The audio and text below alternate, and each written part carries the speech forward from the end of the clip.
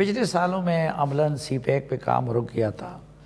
چینیوں کے کئی تحفظات تھے، آپ چین بھی گئے، چینی قیادت سے بھی ملے، کیا ان کو دوبارہ اس پہ قائل کرا لیا ہے کہ اسی سپیڈ کے ساتھ وہ سی پیک کے پروسیس کو آگے بڑھائیں؟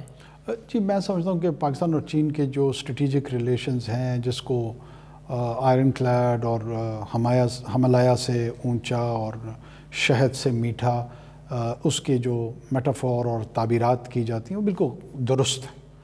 اور چائنیز اپنے بی آر آئی کے سیکنڈ فیز میں جا رہے ہیں۔ ظاہر ہے یہ بیلٹ اینڈ روڈ انیشیٹو جو ہے نا، وہ اوشنز کو، زمینی رابطوں کو، ہوا کے رابطوں کو، ایک پوری کی پوری ایک کنیکٹیویٹی کی دنیا ہے، جس میں پاکستان بھی اس کا ایک اہم حصہ ہے۔ چائنیز سائڈ مجھے جو احساس ہوا ہے اس چیز کا ہے کہ وہ چاہتے ہیں کہ ہمارے ہاں سیکنڈ فیز کے لیے پلاننگ مزید ہو، کوآرڈینیشن مزید ہو، کوآپریشن مزید ہو، اور اس کا جو اکنامک بینیفٹ ہے وہ پوری طریقے سے ریپ کیا جا سکے اور پاکستان اس سے ایک وائبل اکانومی کی طرف کنورٹ ہو۔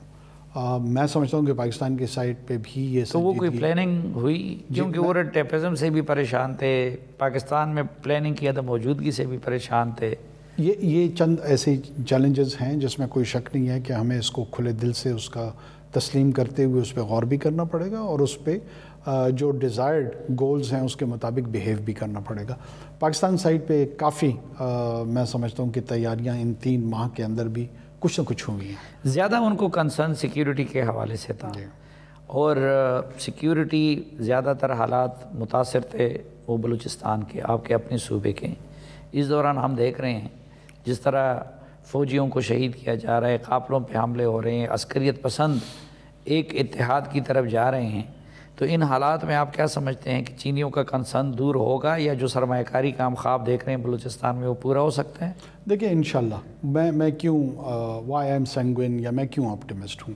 ایک تو یہ جو کیپیسٹی ہے ان نان اسٹیٹ ایکٹرز کی، وہ کوئی اتنی زیادہ نہیں ہے اللہ کے فضل سے کہ میں سمجھوں کہ کوئی 2 3 4 ڈیکیڈز پہ یہ لڑائی کو یہ لمبا لے کے چل سکتے ہیں۔ اور کسی بھی انسرجنسی کو سکسیسفل ہونے کے لیے ایک جو سب سے امپورٹنٹ چیز ہے وہ اس کی ٹائم لائن ہے کہ وہ کتنے عرصے تک سروائیو کر سکتی ہیں۔ جو نئے چھوڑے ہوئے یا چھینے ہوئے بلیک مارکیٹ میں بکے ہوئے گیجٹس ہیں، ان کی بھی ایک شیلف لائف ہے۔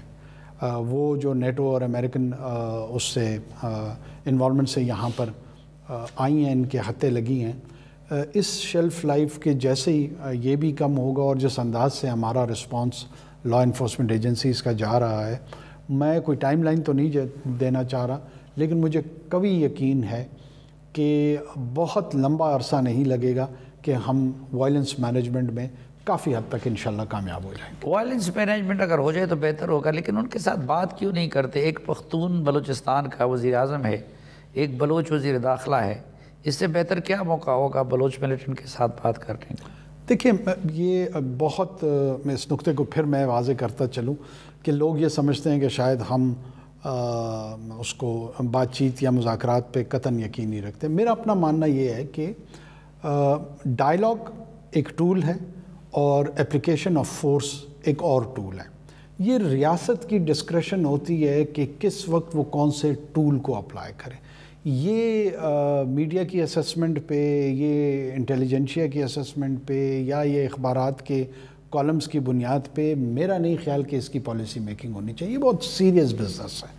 انسرجنسیز دنیا میں جو ہے نا ایز اے کیس اسٹڈیز پڑھائی جاتی ہیں، مختلف ڈسپلنس میں، مختلف یونیورسٹیز میں جو پریکٹیشنرز ہیں وہ انہوں نے اس کو ڈاکیومنٹ کیا ہوا ہے۔ پوسٹ سیکنڈ ورلڈ وار سے لے کر اب تک دنیا میں سینکڑوں انسرجنسیز مختلف ممالک میں سامنے۔ آپ سمجھتے ہیں اس وقت ڈائلاگ کا وقت نہیں ہے، اس وقت یوز آف فورس کا وقت ہے؟ دیکھیں یہ میں وقت کا تعین نہیں کروں گا، لیکن یہ ضرور میں کہوں گا کہ ڈائلاگ اور یوز آف فورس دونوں کا وقت ضرور ہوتا ہے۔ ہمارے کیس میں کیا ہے وہ آئی اسٹل لیو اٹ کہ میں اس کو پبلک ڈومین میں نہیں لانا چاہتا ہوں۔ میرا اپنا یہ خیال ہے کہ سیکیورٹی فورسز کو اس پہ اپنا ڈسکورس کرنا چاہیے، اور پھر اس ایونچولیٹی پہ پہنچنا چاہیے کہ اس وقت کس چیز کے لیے مناسب ہے۔